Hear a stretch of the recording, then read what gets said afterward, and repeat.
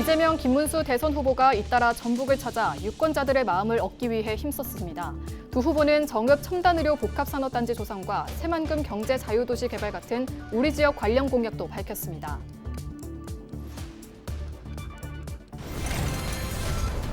고창군 공무원 노동조합이 고창군의회 부의장을 직원 폭행과 강제추행 혐의로 경찰에 고발했습니다.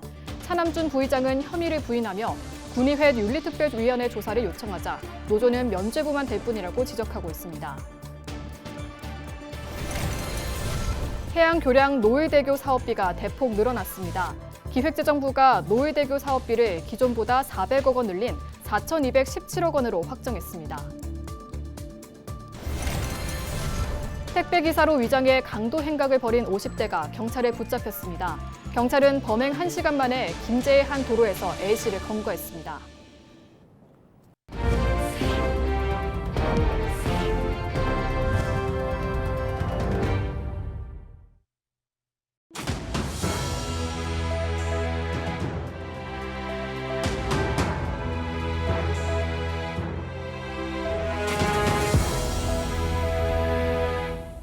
시청자 여러분 안녕하십니까? 헬로티비 뉴스입니다.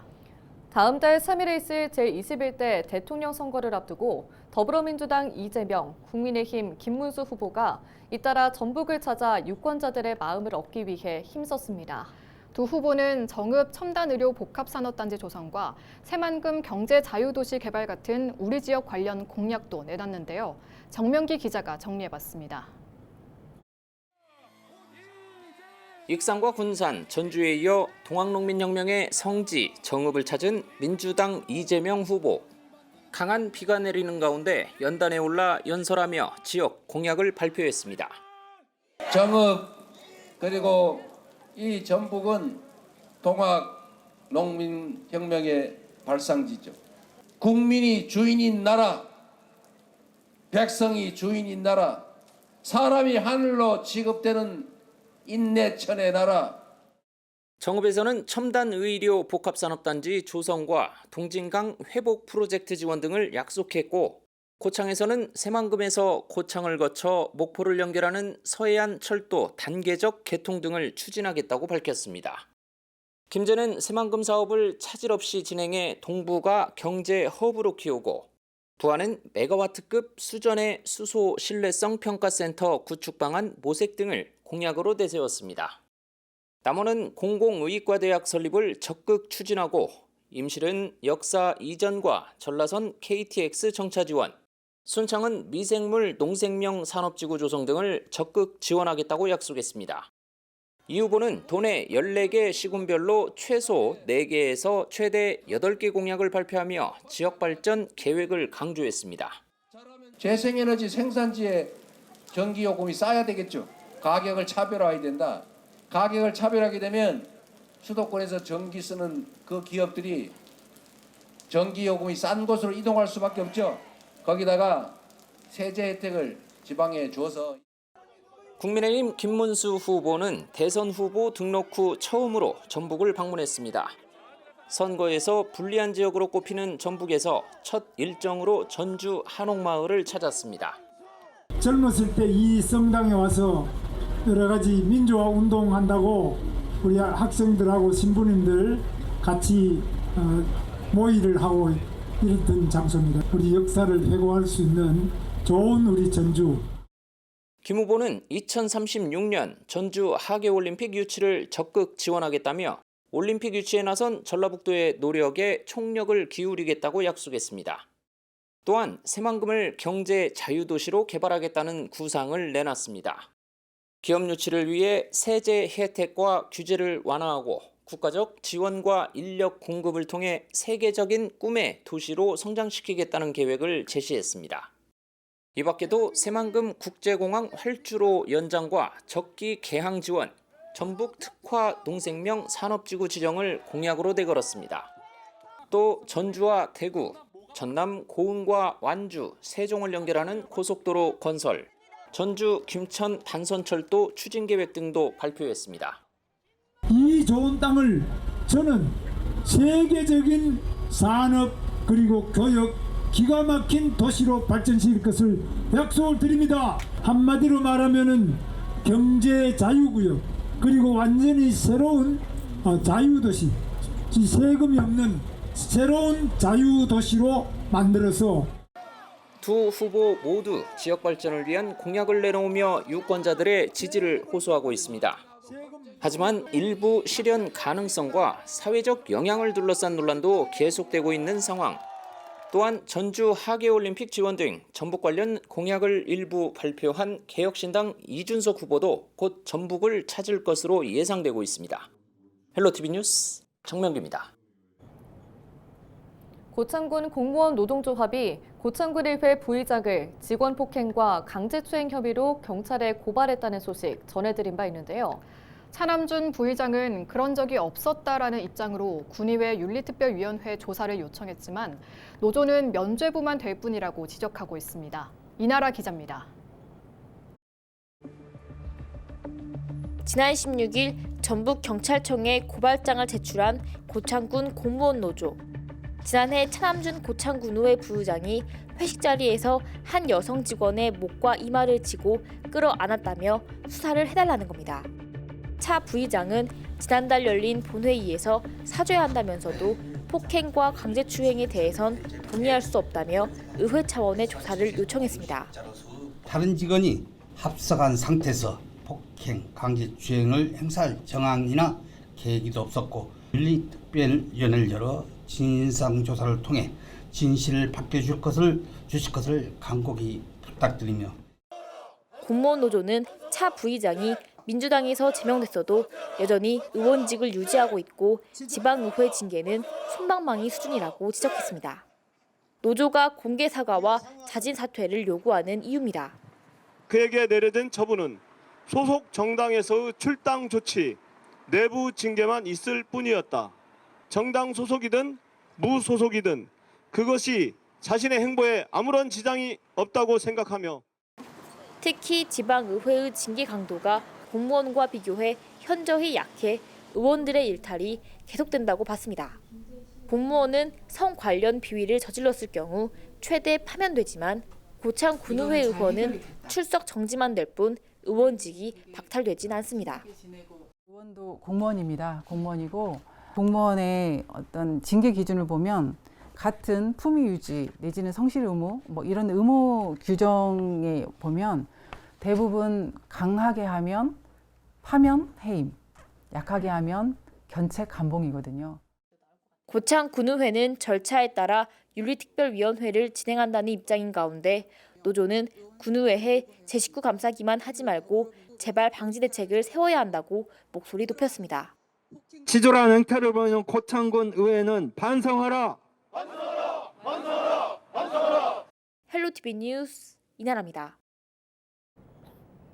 19일 오전 10시쯤 완주군 상관면 완주 순천고속도로 상행선 용암 4터널에서 중학생들이 탄 수학여행 버스와 트레일러 등 차량 넉 대가 잇따라 부딪혔습니다.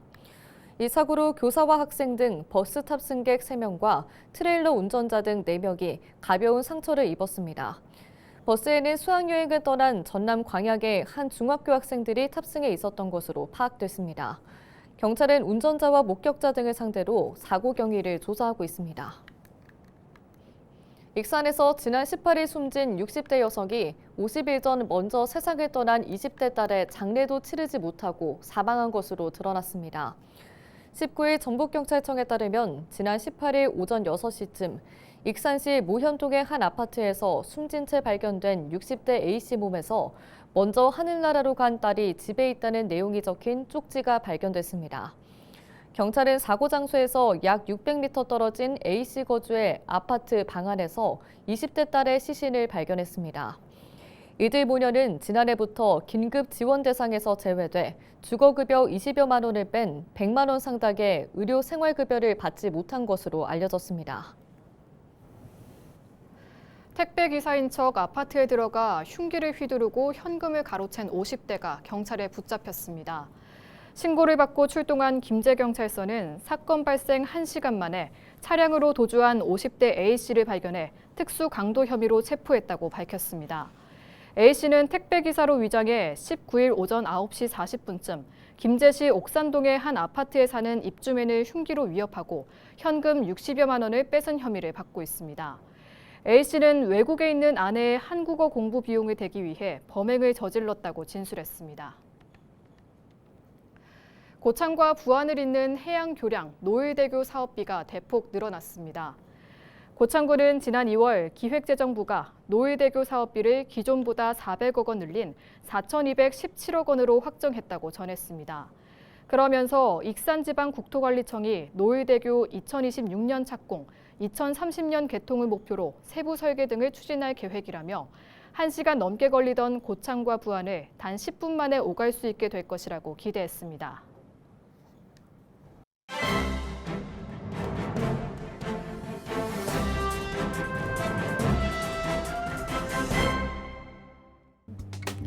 전북 도민일보 기사입니다. 6.3 대통령 선거 공식 선거운동이 시작된 후 첫 주말에 더불어민주당 이재명 후보와 국민의힘 김문수 후보가 호남을 찾았다고 합니다. 역대 대선에서 여야 후보가 첫 주말 대회전에서 전북을 찾기는 이번이 처음이라는데요. 이재명 후보는 16일 익산, 군산, 전주, 정읍을 돌며 지지를 호소했고 김문수 후보는 17일 전주 한옥마을에서 공약 발표와 거리 유세전을 펼쳤다는데요. 대선 초반 여야 후보가 앞다퉈 전북 등 호남을 찾은 것은 광주 5.18 민주화운동 기념일과 함께 이번 대선에서 호남의 중요성에 따른 것이라고 합니다. 민주당은 텃밭인 호남 다지기를 통해 현재 압도적 우위를 보이고 있는 초반 대선 판세를 중반, 종반까지 이어가 대선에서 승리하겠다는 전략을 세워두고 있다는데요. 국민의힘 입장에서 윤석열 전 대통령의 탄핵으로 중도층 지지율이 크게 뒤진 만큼 호남 민심을 얻어 반전의 계기로 삼겠다고 판단하고 있는 것으로 보인다고 신문은 전했습니다. 지금까지 신문 브리핑이었습니다.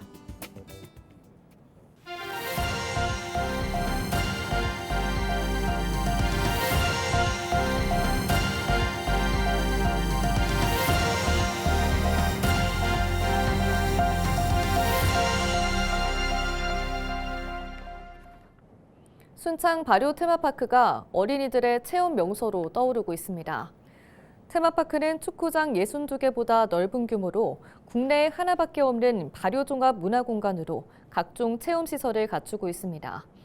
순창구는 지난해 테마파크 내에 개장한 글램핑장이 주말마다 예약이 마감되는 등 인기를 끌었다며 앞으로도 시설을 확충하겠다고 밝혔습니다.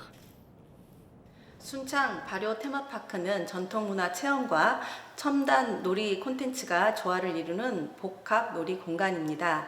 앞으로도 다양한 프로그램으로 인프라를 지속적으로 확대해 나가겠습니다. 이번 달부터 남원에 사는 장애인이나 어르신이 전동 휠체어 같은 보장구를 타다 사고가 났을 때 보상받을 수 있는 금액이 늘어납니다. 남원시는 전동 보장구와 스쿠터가 최근 5년간 500대 가까이 보급되면서 관련 사고가 늘고 있다며 보상금액 한도를 기존 5천만 원에서 7천만 원으로 늘렸다고 전했습니다. 사고 보상은 남원시가 가입한 전동 보장구 안심보험으로 지원되며 시민은 별도 가입 절차를 밟지 않아도 됩니다. 혹시 모를 사고에 대비한 안심보험이 장애인과 어르신들께 심리적, 경제적으로 도움이 되길 바랍니다. 동학농민혁명 기념재단이 동학농민혁명을 이끈 전봉준 장군 순국 130주년을 맞아 특별기획전 전봉준 시대의 부름에 응답하다를 엽니다. 정읍 동학농민혁명 기념관에서 열리는 이번 특별전은 8월 10일까지 진행되며 국경호 작가가 그린 전봉준 초상부터 그의 출생과 성장 과정 등을 엿볼 수 있는 유물과 기록물, 문학작품 등을 선보입니다. 전시실 한쪽에는 어린이 전시 공간을 마련해 동학농민혁명을 문화예술적인 관점에서 자연스럽게 접할 수 있도록 했습니다. 남원시는 오는 10월 개관하는 남원 공공산후조리원 운영기관을 공모합니다. 이 산후조리원은 남원과 동북권 산모들을 위한 공공시설로 116억 원을 들여 고죽동 남원의료원 인근 3,700제곱미터 부지에 지상 4층 규모로 건립되고 있습니다. 이곳에는 13개의 모자동실과 신생아실, 육아카페 등이 마련됩니다. 이상으로 뉴스를 마칩니다. 시청해주신 여러분 고맙습니다.